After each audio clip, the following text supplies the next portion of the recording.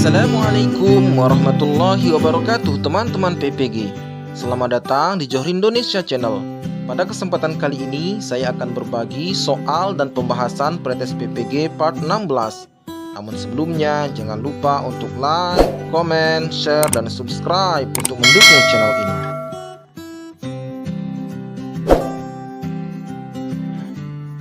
Baiklah teman-teman PPG, kita lihat pokok bahasan dari kisi-kisi PPG terbaru ini, yaitu mampu merancang pembelajaran dengan menerapkan prinsip-prinsip yang memadukan pengetahuan atau materi ajar, pedagogik, serta teknologi informasi dan komunikasi atau technological, pedagogical, and content knowledge dan pendekatan. Kita mulai dari soal nomor 1. Silabus bermanfaat sebagai pedoman dalam mengembangkan pembelajaran seperti pembuatan rencana pembelajaran, pengelolaan kegiatan pembelajaran, dan pengembangan sistem penilaian. Silabus merupakan sumber pokok dalam penyusunan rencana pembelajaran. Dalam pengembangan silabus perlu dipertimbangkan beberapa prinsip. Terdapat beberapa prinsip yang harus dijadikan dasar dalam pengembangan silabus.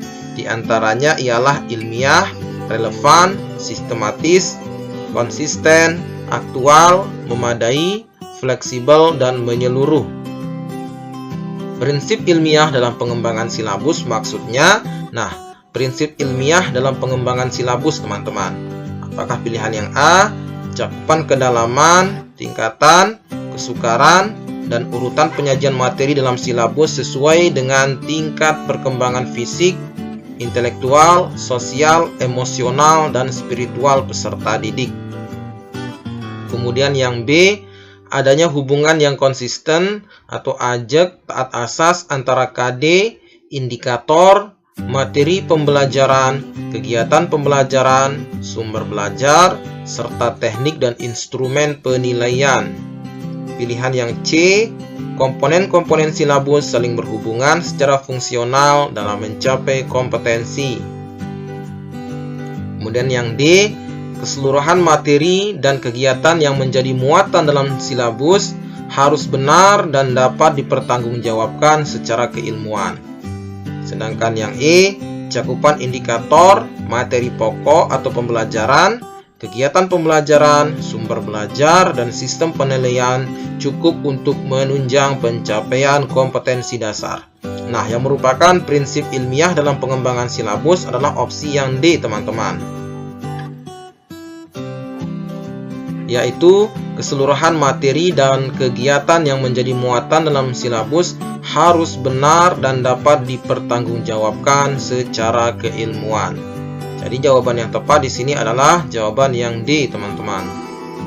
Kita lanjut ke soal nomor 2. Dalam merancang silabus, alokasi waktu perlu diperhatikan. Alokasi waktu adalah jumlah waktu yang dibutuhkan untuk ketercapaian suatu kompetensi dasar tertentu.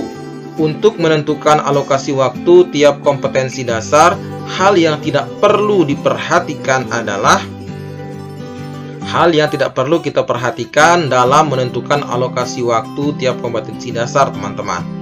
Jadi apakah A, minggu efektif tiap semester, ini perlu diperhatikan, teman-teman. Kemudian yang B, alokasi waktu mata pelajaran, ini juga sangat perlu. Kemudian yang C, pemilihan metode pembelajaran. Kemudian yang D, jumlah standar kompetensi dasar per semester. Dan yang E, tingkat kerumitan dan keluasan materi. Yang tidak perlu diperhatikan adalah pilihan yang C, teman-teman, yaitu pemilihan metode pembelajaran. Kita lanjut ke soal nomor 3, teman-teman. Berikut data komponen dalam pembelajaran. Yang pertama ada identitas sekolah, 2 kompetensi dasar, 3 materi pembelajaran, 4 metode pembelajaran, 5 teori pembelajaran, dan yang 6 indikator pencapaian kompetensi. Komponen rencana pelaksanaan pembelajaran atau RPP yang tepat adalah, kita perhatikan di sini, tentu nomor 1 ini harus ada, teman-teman. Kemudian kompetensi dasar juga harus ada, materi pembelajaran juga harus, Metode pembelajaran juga harus ada. Teori pembelajaran tidak perlu, teman-teman. Dan indikator pencapaian kompetensi juga harus ada. Jadi yang tepat di sini adalah pilihan yang B, teman-teman. Yaitu poin 1, 2, 3, 4, dan 6. Sehingga jawaban yang tepat adalah opsi yang B. Kita lanjut ke pertanyaan nomor 4. Waktu yang tepat bagi guru untuk menyusun rencana pelaksanaan pembelajaran atau RPP adalah apakah di setiap awal tahun pelajaran, atau yang B, sebelum memulai pembelajaran dalam satu kompetensi dasar, C, akhir tahun pelajaran, D, sebelum ulangan akhir semester, E, setelah melaksanakan pembelajaran. Jadi yang paling tepat untuk menyusun RPP adalah sebelum memulai pembelajaran dalam satu kompetensi dasar, teman-teman. Kita lanjut ke soal nomor 5. Dilihat dari kegiatan penilaian pembelajaran dapat merujuk pada dua macam acuan, yakni penilaian acuan norma dan penilaian acuan kriteria atau patokan atau criterion reference test. Pernyataan yang tepat mengenai penilaian tersebut di bawah ini adalah, sebelum kita menjawab pertanyaan ini, kita lihat dulu perbedaan dari penilaian acuan norma dan penilaian acuan kriteria ini, teman-teman. Nah, kita lihat perbedaannya di sini, penilaian acuan norma dan penilaian acuan kriteria. Perbedaan yang pertama adalah kalau acuan norma itu membandingkan seseorang dengan kemampuan dalam kelompok yang bersifat relatif, teman-teman. Kemudian yang acuan kriteria itu membandingkan kemampuan seseorang dengan sesuatu tingkatan atau kriteria khusus yang sifatnya mutlak di sini. Kemudian perbedaan yang kedua, agar interpretasinya bermanfaat diperlukan suatu acuan kelompok yang relevan. Kemudian di sini, agar interpretasinya bermanfaat, maka diperlukan definisi pengetahuan atau materi secara hati-hati. Kemudian, biasanya mencakup pengetahuan yang lebih luas. Di sini, biasanya menggunakan materi yang sempit dan terbatas. Kemudian perbedaannya lagi, memuat lebih sedikit butir tes untuk mengukur setiap tujuan tes. Kemudian, acuan kriteria memuat banyak butir tes dalam mengukur. Kemudian perbedaan yang terakhir, butir tes dipilih dari kesulitan menengah, butir soal yang mudah dan sulit dihilangkan. Kemudian yang acuan kriteria, butir soal tes mencakup materi, tingkat kesulitan disesuaikan dengan materi. Nah, kita perhatikan pilihannya di sini, teman-teman. Opsi yang A, pada penilaian acuan norma, hasil penilaian peserta didik, baik formatif maupun sumatif, tidak dibandingkan dengan hasil peserta didik lainnya, namun dibandingkan dengan penguasaan kompetensi yang diputuskan, yaitu dengan kriteria ketuntasan minimal atau KKM. Nah, pernyataan yang A ini tidak tepat, teman-teman. Kemudian pilihan yang B, tujuan penilaian acuan patokan adalah untuk mengukur secara pasti tujuan atau kompetensi yang ditetapkan sebagai kriteria keberhasilannya. Nah, opsi yang B ini betul sekali, teman-teman. Pernyataan ini tepat mengenai penilaian acuan patokan. Jadi yang tepat di sini adalah opsi yang B. Jadi kita bisa mengabaikan opsi yang lain.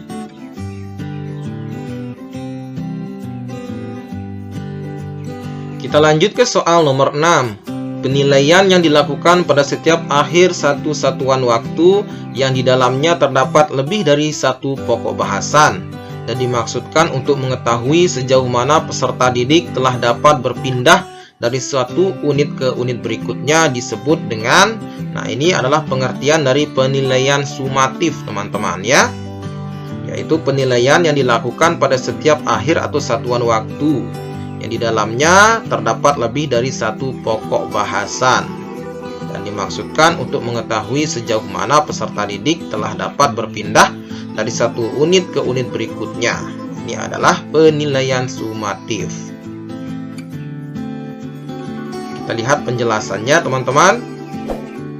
Nah, penilaian formatif penilaian harian, contohnya di sini, mengukur satu kompetensi dasar. Kemudian, penilaian sumatif ini contohnya penilaian tengah semester, penilaian akhir semester, mengukur lebih dari satu kompetensi dasar. Nah, jelas sekali ya, berdasarkan pernyataan yang tadi. Kemudian nomor 3 ini, penilaian penempatan untuk menempatkan siswa pada jurusan atau pilihan sesuai dengan bakat atau minat siswa.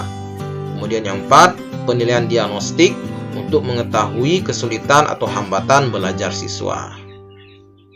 Jadi yang tepat di sini adalah opsi yang B, teman-teman, yaitu penilaian sumatif.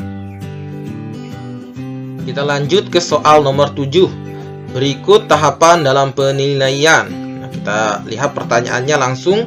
Prosedur yang dilakukan untuk memastikan bahwa penilaian formatif berjalan efektif adalah, nah, yang ditanyakan di sini adalah prosedur yang dilakukan untuk memastikan bahwa penilaian formatif itu berjalan dengan efektif. Ya, kita lihat di sini pilihannya. Yang jelas harus menentukan materi pengajaran. Ini yang pertama, teman-teman. Kemudian yang kedua adalah menentukan aspek dan tahapan penguasaan. Kemudian nomor 4, mengaitkan komponen-komponen materi pengajaran. Kemudian urutan berikutnya adalah nomor 2, menyusun soal ujian. Dan yang terakhir nomor 5, menyiapkan langkah-langkah tindak lanjut. Ini ya prosedur yang dilakukan untuk memastikan bahwa penilaian formatif berjalan efektif, yaitu opsi yang C urutannya, yaitu 1, 7, 4, 2, dan 5. Jadi pilihan yang tepat adalah opsi yang C, teman-teman. Kita lanjut ke soal nomor 8. Dalam kurikulum 2013, menggunakan penilaian autentik dalam mengukur perkembangan belajar atau hasil belajar siswa. Selanjutnya ada proses reformasi atau penyempurnaan dalam penilaian, yaitu penilaian berorientasi HOTS. HOTS harus dimiliki oleh peserta didik dalam rangka mempersiapkan perkembangan peserta didik yang mampu memenuhi tantangan dan kebutuhan abad 21, yaitu dengan terbentuknya pribadi yang kreatif, inovatif, dan mempunyai daya saing yang tinggi. Semua hal positif yang diharapkan ada pada peserta didik dapat diwujudkan dengan treatment yang tepat dalam pembelajaran yang dilakukan. Yang terdapat di dalamnya tersebut tentang bagaimana penilaian yang dilakukan. Berikut ini pernyataan yang tidak tepat mengenai penilaian autentik. Nah, yang ditanyakan adalah pernyataan yang tidak sesuai dengan penilaian autentik, teman-teman. Kita perhatikan opsi yang A, bentuk penilaian yang menghendaki peserta didik menampilkan sikap, menggunakan pengetahuan dan keterampilan yang diperoleh dari pembelajaran saat di dalam kelas. Kemudian opsi yang B, penilaian autentik dilakukan secara komprehensif untuk menilai dari masukan, proses, dan keluaran yang mengukur hasil belajar peserta didik meliputi ranah sikap, pengetahuan, dan keterampilan. Pernyataan ini tepat, teman-teman. Opsi yang C, teknik dan instrumen penilaian kompetensi keterampilan. Pendidik menilai kompetensi keterampilan melalui penilaian kinerja. Pernyataan ini juga tepat, teman-teman. D. Teknik dan instrumen penilaian kompetensi pengetahuan.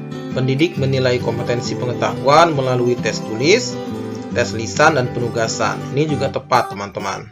Dan yang E, teknik dan instrumen yang digunakan untuk penilaian kompetensi sikap antara lain observasi, penilaian diri, penilaian antar peserta didik, jurnal, dan wawancara. Jadi, yang tidak sesuai dengan penilaian autentik adalah opsi yang A, teman-teman, yaitu bentuk penilaian yang menghendaki peserta didik menampilkan sikap, menggunakan pengetahuan dan keterampilan yang diperoleh dari pembelajaran saat di dalam kelas. Kita lanjut ke soal nomor 9. Penilaian yang dilakukan oleh seorang guru harus didasarkan pada prosedur dan kriteria yang jelas, tidak dipengaruhi subjektivitas penilai. Hal ini sesuai dengan prinsip, nah jelas sekali di sini teman-teman, yaitu objektif teman-teman. Ini merupakan prinsip objektif dalam penilaian. Jadi yang tepat adalah opsi yang E teman-teman. Karena prinsip penilaian itu meliputi yang pertama sahih, 2 objektif, 3 adil, 4 terpadu, 5 terbuka, 6 menyeluruh dan berkesinambungan, 7 sistematis, 8 beracuan kriteria, 9 akuntabel, dan 10 edukatif. Adapun yang dimaksud dengan objektif adalah penilaian didasarkan pada prosedur dan kriteria yang jelas, tidak dipengaruhi oleh subjektivitas penilai. Jadi yang tepat adalah objektif teman-teman. Kita lanjut ke soal yang terakhir, soal nomor 10 teman-teman. Pak Antoni adalah guru PKN di SDN Labuan Haji. Dia tinggal di desa Labuan Haji. Siska adalah tetangga dari Pak Antoni. Setiap pembagian hasil evaluasi, Siska selalu diberi nilai 85 oleh Pak Antoni. Sementara Rudi, siswa yang paling pintar di kelasnya, hanya mendapat 80. Dari kasus di atas, artinya Pak Antoni tidak melaksanakan prinsip penilaian. Jelas sekali di sini objektif teman-teman. Karena Pak Antoni tidak melaksanakan prinsip penilaian. Ini didasarkan pada subjektivitas teman-teman, karena kesamaan tempat tinggal dengan si Siska. Jadi Pak Antoni tidak melaksanakan prinsip penilaian berupa objektif. Nah, karena objektif itu adalah penilaian didasarkan pada prosedur dan kriteria yang jelas, tidak dipengaruhi oleh subjektivitas penilai. Di sini Pak Antoni melakukan penilaian dengan kriteria yang tidak jelas, dipengaruhi oleh subjektivitas. Berarti Pak Antoni melanggar prinsip objektivitas dalam penilaian. Jadi opsi yang tepat adalah pilihan yang B teman-teman. Baiklah teman-teman, demikianlah 10 soal pretest PPG part 16. Semoga bermanfaat bagi kita semua. Jangan lupa untuk like, comment, share, dan subscribe untuk mendukung channel ini.